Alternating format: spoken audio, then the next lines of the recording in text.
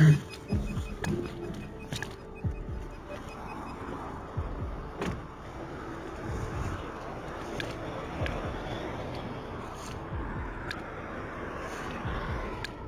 is Orlando police pulling over the wrong one.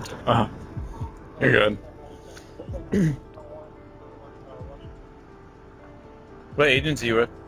I'm the state attorney. This is Aramis Ayala, the first black state attorney elected in the state of Florida. Okay, all right. Thank you. Your tag didn't come back. Never seen that before. I'm sorry? Yeah, we're good now. We ran the tag. I've never seen it before. A Florida tag. It's never come back to anything before. So that's the reason for the stop. Befuddled with the officer's reasons, she asks a simple follow-up. What was the tag run? I'm sorry?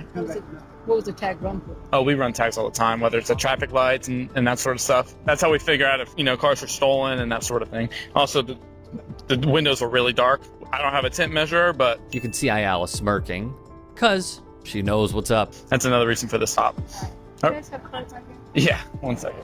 Actually, this isn't my... In a video that recently emerged, Orlando police can be seen pulling over Aramis Ayala, the first black state attorney elected in Florida. Ayala, clearly surprised and confused, questions the reason behind the traffic stop. The officer responds by mentioning that they ran the license plate as part of a routine procedure.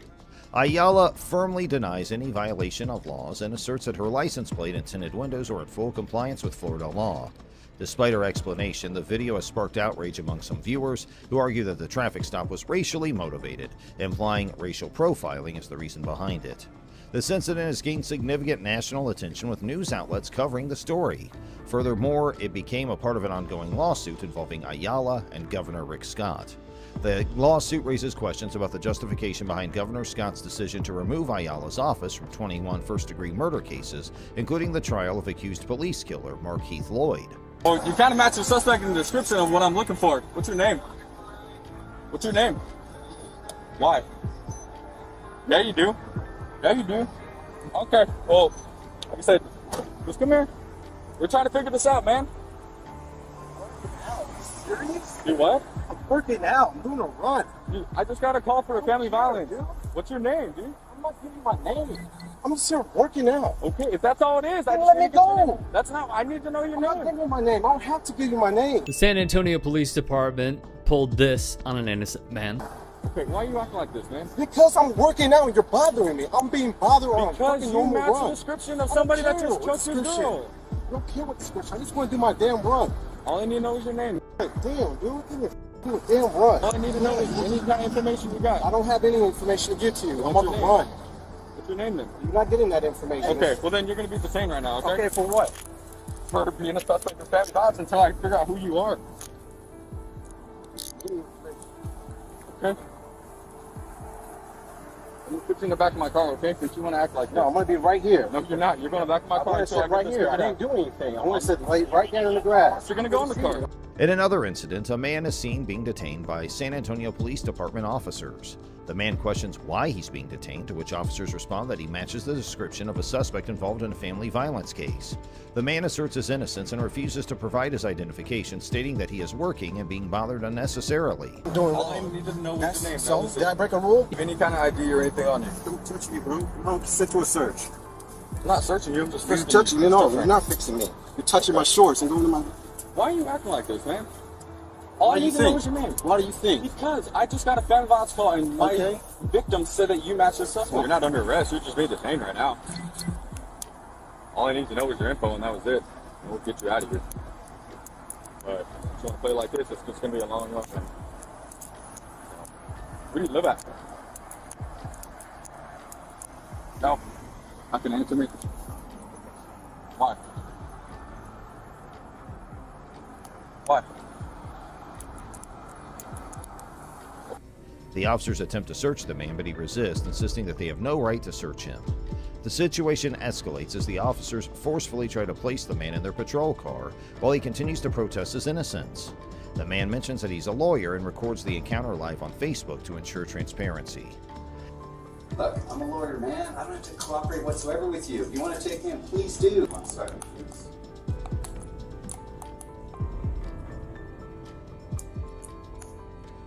All right. So we're recording this live.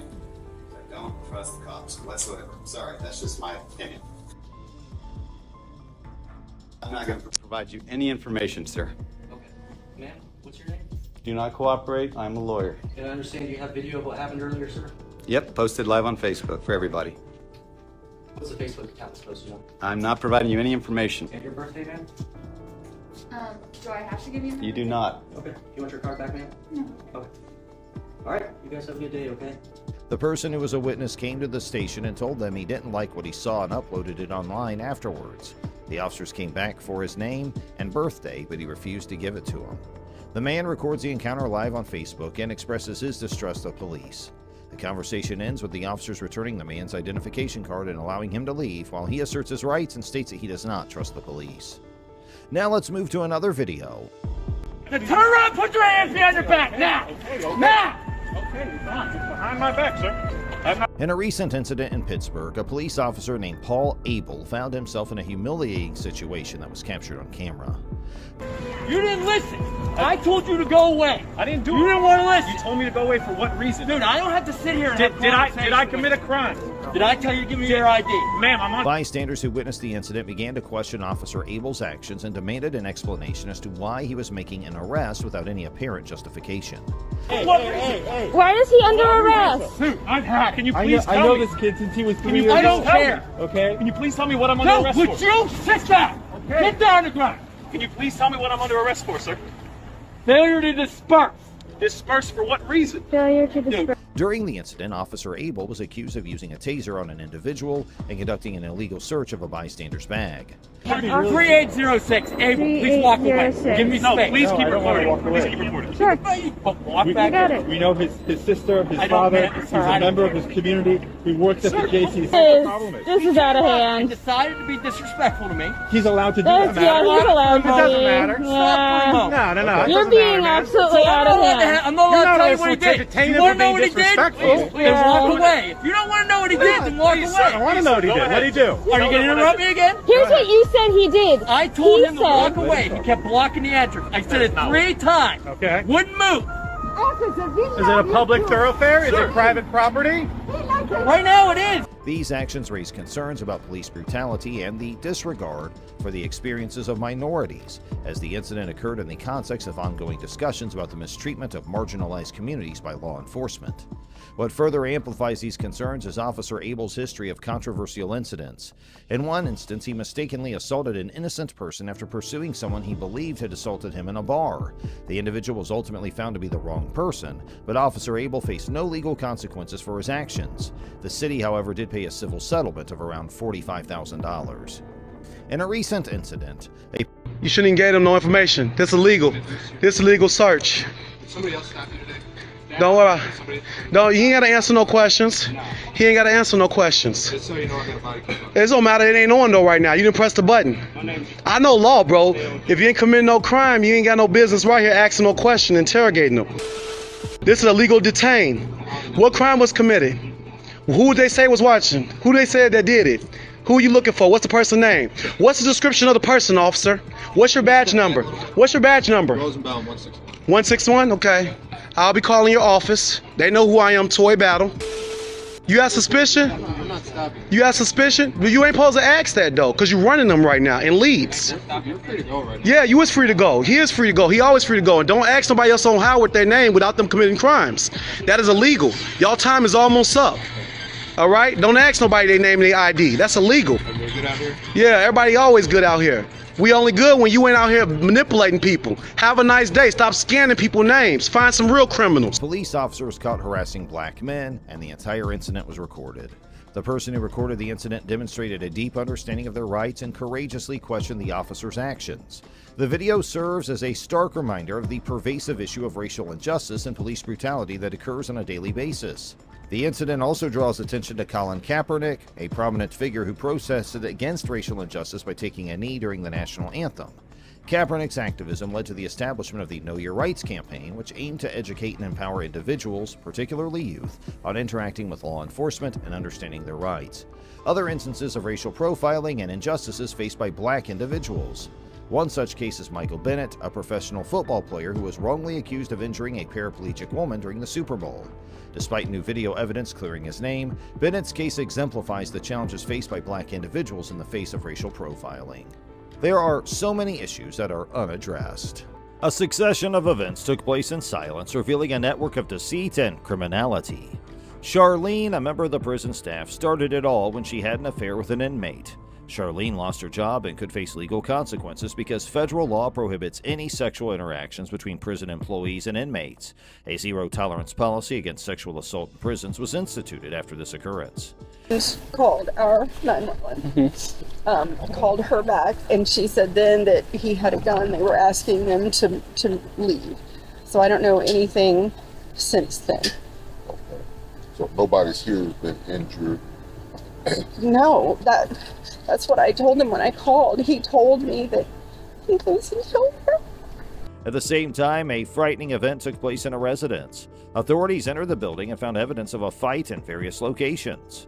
They found Kelly's motionless body in the kitchen, surrounded by evidence suggesting she had been murdered. The police had a quick and easy time zeroing in on William as their main suspect. Which house? This house right here. Has anybody confirmed? We have not confirmed. We just pulled up, just got what she stated. All right, has anybody been in? No, we just pulled up. He's saying you're saying he called you. Yeah. Can we get anybody to the door? Where is he at? We haven't approached. All right, but I want to make sure he's not in here with a gun. Kelly was a paramedic in Columbus, Georgia, who often went out of her way to help those around her. Those that knew her admired her, but Kelly kept a secret from everyone. His formidable threat was due in no small part to his vast experience in SWAT and police tactics. But then, something out of the ordinary happened. The police were notified of William's car accident by phone call. They hurried to the hospital and quickly located their bleeding and battered suspect there. After William was released, the official investigation began in an interrogation room. Violation of office and possible complicity in Kelly's death were among the charges that loomed. William was asked about two women, Becky and Kelly, during the interview.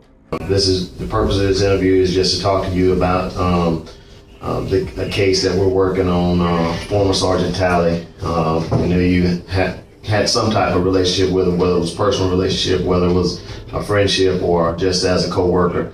But we'll let you answer those questions. So we'll just start with just some brief questions about your knowledge about the former Sergeant Talley. How long have you known him? Oh man, ever since he's been here, several years. Okay. Do you have any idea about how long he's been working here at the police department? I really don't. I mean, off the top of my head, I imagine over 10 years. I would think, I don't know, probably 10, 12 years. Okay. I really don't know. How long have you been working here? 28 years. Kelly was his lover, but it later came out that William was married to another lady named Rebecca Talley. William's expression changed from one of bewilderment to one of evident anguish, yet his veracity remained in doubt. William's feelings bubbled to the surface as the investigator continued to pry. His anger seemed genuine to some extent, but there was also the sense that he was just using it as a ploy to shift blame away from himself and vent his discontent with his current situation. The tense interview ended when William finally got a lawyer. William Halley knew that the ins and outs of the police department, but he was still given a life sentence since the evidence against him was so strong. Became a team leader, because at that point we'd always, if we had a mission, I'd always get with him and we would talk about the mission and get a game plan together, do our ops plan, and work that way. It was a shock to all of us. I understand. It's a shock all the way around, man. Yeah, both sides. Both sides, believe me. It's like, how do you come to this place? I mean, and then trying to... We're all human, man. I see all that crap on Facebook and trying to blame the police. This ain't got nothing to do with police, ain't got nothing to do with anything. It's two human beings. That's right. Some people snap sometimes, no matter what their career is. Oh, there you go. They'll be flipping burgers, they're gonna snap the same way if you a cop, a judge, or whatever. It got nothing to do with your career, I agree. The only lead that the police had was that he left the crime scene in Kelly's vehicle. They knew he had not only received police training, but SWAT as well, so he would be difficult to find. The complexity and intensity of feelings involved in this case exemplify the determination of law enforcement to bring about justice. The case of Matthew Boynton is a disturbing tale of duplicity, intrigue, and suspected police misconduct. Unlike most police investigations, this one took an unexpected route that left everyone perplexed. Arrested without incident and sent to the hospital. 12. Okay. Allie, you know me, right, bud? We're taking it no matter what, right? With the bandage, yeah, remember? All right, brother. I'm gonna take care of you now. You ready for the handcuffs?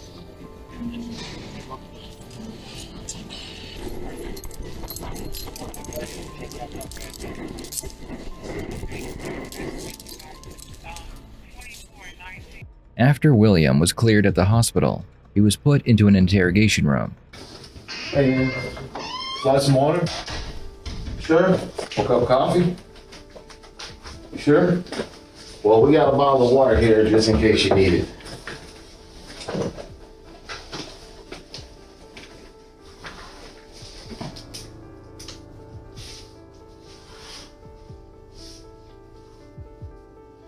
Are you gonna be able to sit up for us? A little bit. Back hurting you? On April 15, 2016, officers discovered Jessica Boynton concealed in a closet with a gunshot wound to her head and a police-issued pistol in her hand. The county sheriff proclaimed her dead at the scene, but a medical evaluation at the hospital showed a completely different scenario. There were no gunshot wounds or bullets, only evidence of a blunt force attack to the back of her skull.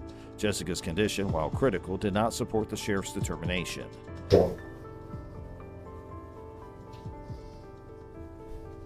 You know how long you been in the hospital? Days. Days. Yeah.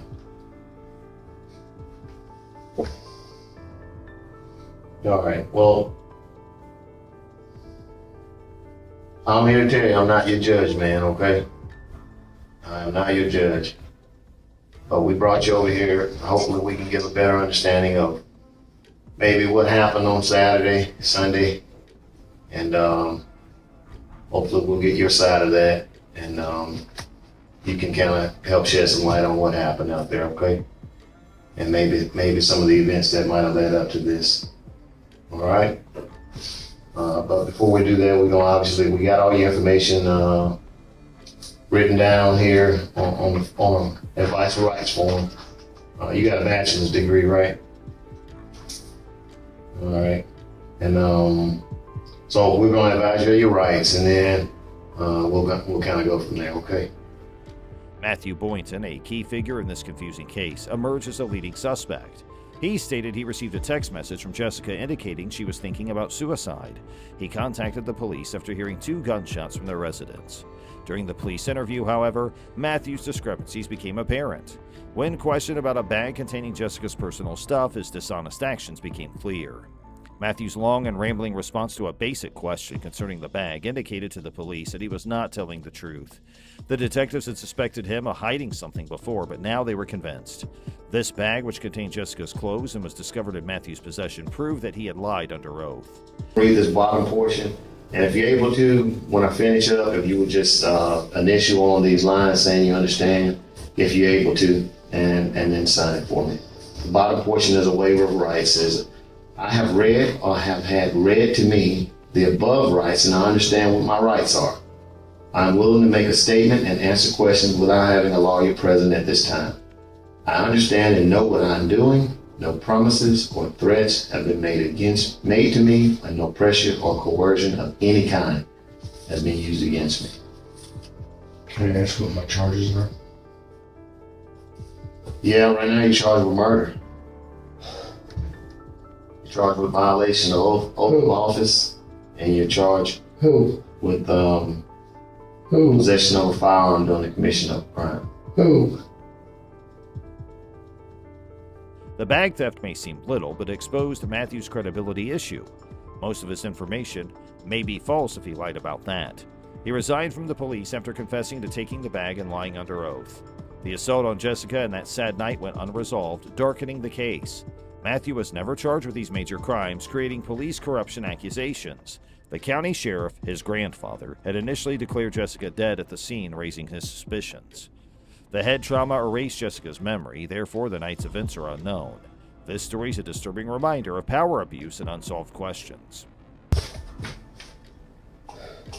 Well, I can tell you who, if we can get started there. And it is Kelly.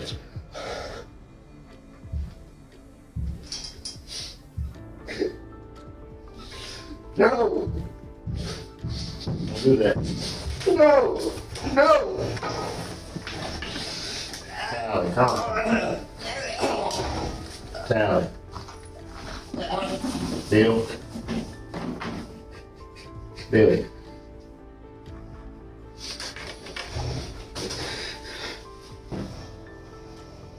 No! No! A small, poorly lit interrogation room was tense. Stephanie Eileen Lazarus, a former top detective, sat across from two others, anxious. This strange and unnerving dialogue took place in a chilly, calculated interrogation room. The detectives, aware of Stephanie's background, had deceived her into working on a confidential investigation. They promised her the interrogation room was the safest location to talk. Stephanie, plainly uneasy, fidgeted and looked around. Here, let me get you nasty. Bill. Bill, no. Stop, Bill. Relax. Bill, stop. Relax. I'm not here to judge, man. Just stop. Just stop. Here, you want some water? I think you need to have a sip of water. Relax. Stop.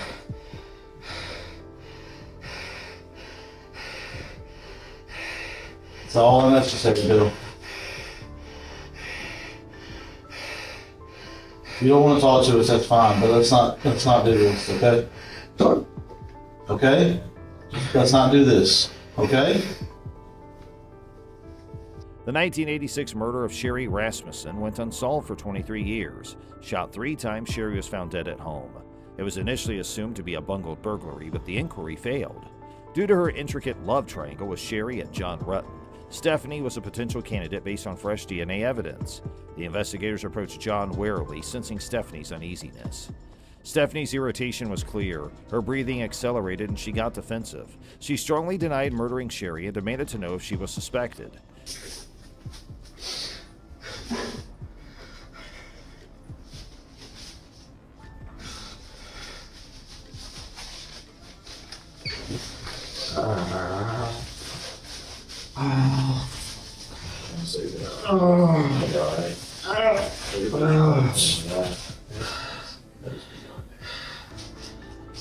It's just the last week, baby.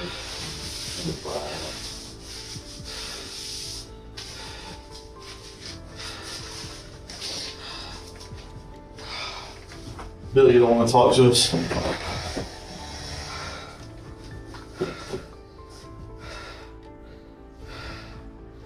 Are you aware that you have an attorney representing you or not? Nobody's talking to me about anything. Okay. Stephanie hesitated when the competent detectives requested for a DNA sample, sensing the gravity of the issue. She considered legal representation. The investigators arrested her after gathering enough evidence during this tense conversation, despite her brief cooperation.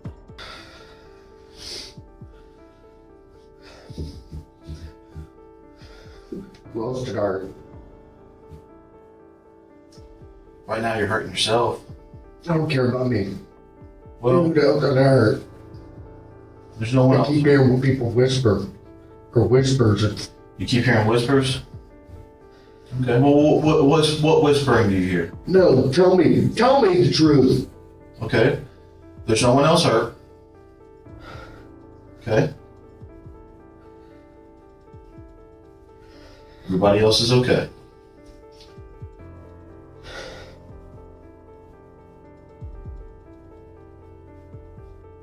Kelly's dead. Yes.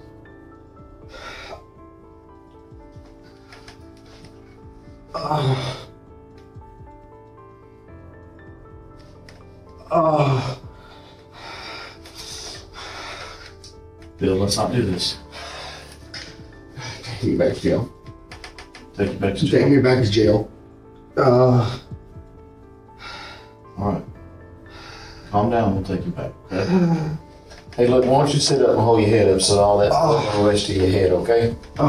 Sit up for me. Okay. Down. There you go. Sit up for me, man. Sit up. You got all that blood rushing down to your head. You know better than that, okay? Relax. Relax. Months later, the courtroom would host this twisted drama's finale. Stephanie Lazarus was tried for murdering Sherry Rasmussen. The verdict was damning. First-degree murder. After 2 decades of hiding her guilt, Stephanie was sentenced to 27 years. The end of a famous investigator who had escaped justice for too long began with this weird and unsettling interrogation room showdown. In Florida, a controversial arrest took place, and as the story unfolds, it is unlikely to come as a surprise to many, given the recurring instances of law enforcement officers failing to carry out their duties effectively. The commanding voice of an officer rang out, ordering the car to stop, while instructing its occupants to remain within its confines. What are you doing here? Turn the car off. Turn the car off now. Turn the car off now. Turn the car off. Turn the car off now. Turn the car off. Watch what you do because I'll punch you in your.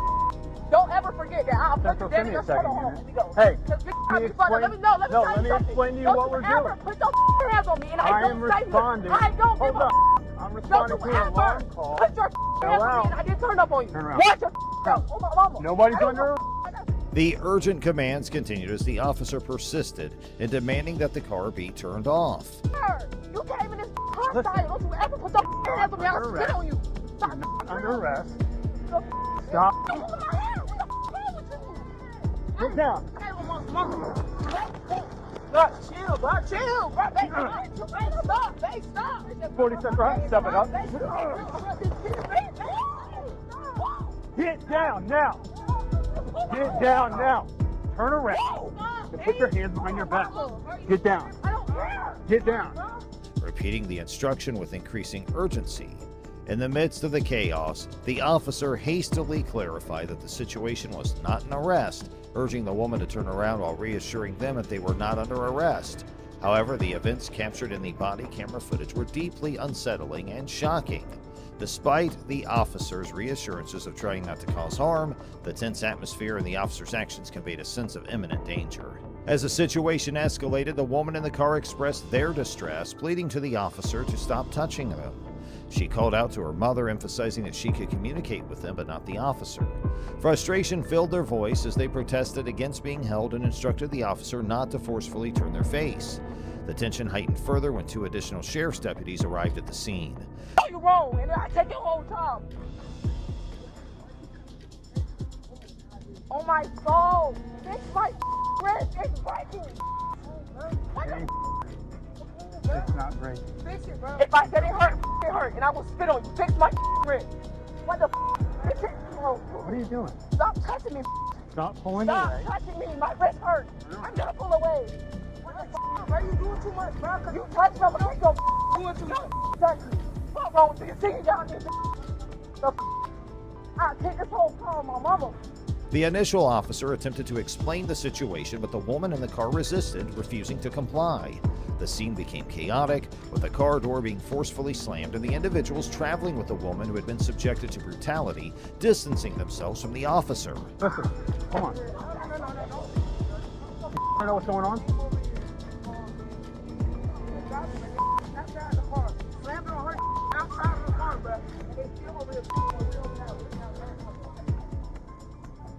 They snatched her out of the car, slammed on her face, bro. They still over here off my wrist right now. The officer's body camera captured the events, and it became evident that those present wanted no association with the officer involved.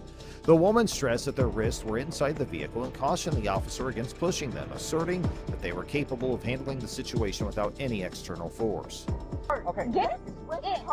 Calm down, we'll help you out, okay? Don't push me, bro. I'm not going to tell you. Put your feet in the car, please. Please start to get away. I will listen I will to help you, you out. but she cannot be in my face. It also captures this woman being placed in a squad car. To reiterate, this woman did not do anything wrong, and we know this via local media. So here comes the next investigation story. During a game in Manchester, a police officer harassed A.J. Dillon, a running back for the Green Bay Packers. The incident, captured on video, gained widespread attention. Dillon had sought permission from security guards to interact with fans during a rain delay.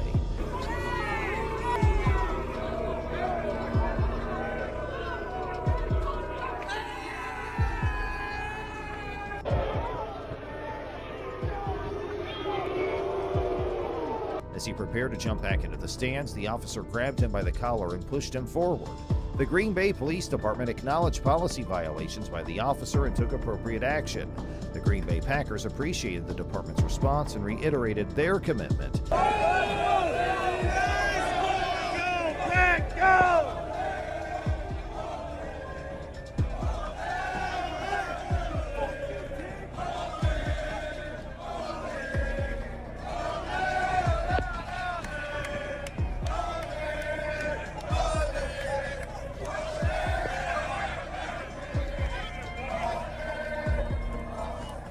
To public safety at Lambeau Field. Dillon confirmed the misunderstanding and that security had given him permission to engage with the crowd.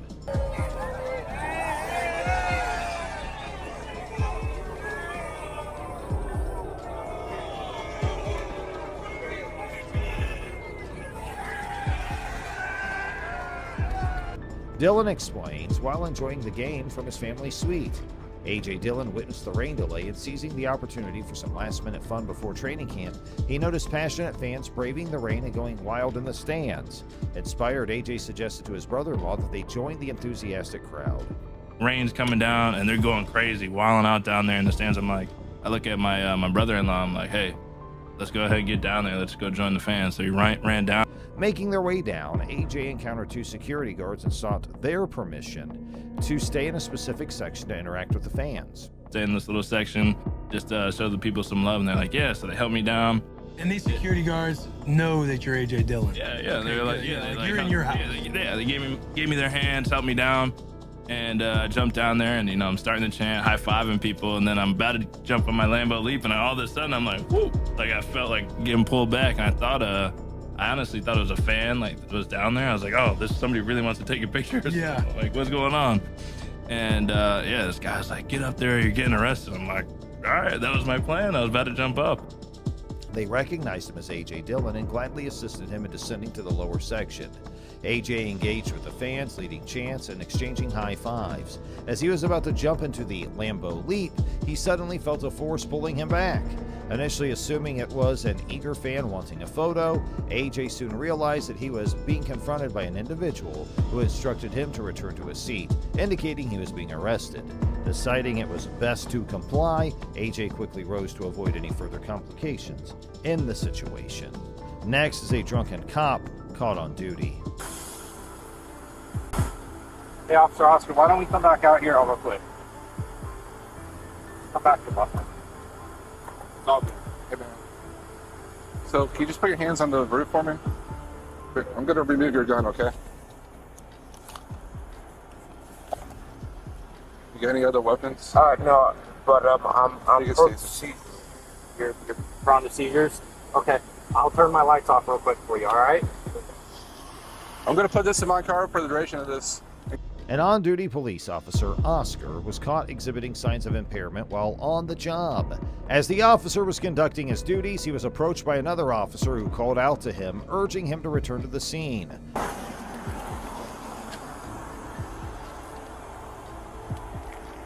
The other officer assured Officer Oscar that everything was all right and requested for him to place his hands on the roof while the individual removed his gun for safety. Officer Oscar complied and informed the person that he did not possess any other weapons but mentioned having seizures. In an attempt to alleviate the situation, Officer Oscar decided to turn his lights off momentarily. Observers noted that despite his efforts to remain composed and collected, Oscar's behavior clearly indicated impairment. I guess it went to you guys. Yes, sir. I'm sure other people was probably calling you. Okay. But, yeah, we got a call. Yeah, he could be having a medical condition, but he was asleep. We passed by his car. He was asleep. He was asleep? When did you pass by his car? Right over here at Center and Firewood. He came and keeps stumbling. Do you smell anything? Upon searching Officer Oscar's car, it became apparent why he'd been pulled over in the first place. Allegedly, this was the manner in which he had been behaving prior to the concerned individual's intervention. Citizens had dialed 911 to report Officer Oscar's erratic behavior on the road. Witnesses described him as driving all over the road, frequently stopping in the middle of the street or off the road and disregarding stop signs. Despite attempting to reach the Apopka Police Department directly, the concerned individuals were informed that it was closed, prompting them to call 911 instead. They expressed certainty that others may have also placed similar calls, and the conversation briefly mentioned a call regarding firewood, although the context and relevance were unclear. Officer Oscar's condition appeared to be deteriorating as he struggled to maintain his balance and coherence. The conversation took a sudden turn to a discussion about the type of beer that was present in a center console when Officer Oscar initially arrived. The details surrounding the statement were unclear. In an attempt to manage the situation, other officers instructed Officer Oscar to sit down and assured him that emergency medical services would be summoned to transport him. Officer Oscar was asked if he had done anything to celebrate the day, to which he responded negatively. However, he proceeded to disclose that he had taken a significant amount of Benadryl. Acknowledging the nature of their profession, Officer Oscar stated it's often better to be honest. The conversation took a turn as Officer Oscar admitted to having an open container of alcohol in his vehicle, emphasizing that mistakes are made by everyone. The individual speaking with him commented on the stressfulness of their job and alluded to Officer Oscar possibly having had a stressful night prior. They expressed a desire for law enforcement officers to treat everyone with fairness and humanity rather than solely favoring their fellow officers. In a desperate plea, Officer Oscar expressed his desire to avoid going to jail. However, the officers continued to engage with him, assuring him that they would figure things out. They instructed Officer Oscar to place his hands together as if in prayer. In an unexpected twist, the officers chose to disregard their colleagues' pleas and proceeded to arrest him despite the initial leniency displayed. It is worth noting that there is no available information to suggest that Officer Oscar caused harm to anyone while he was on duty. It is hoped that his arrest serves as a wake-up call for him and leads to necessary introspection and change.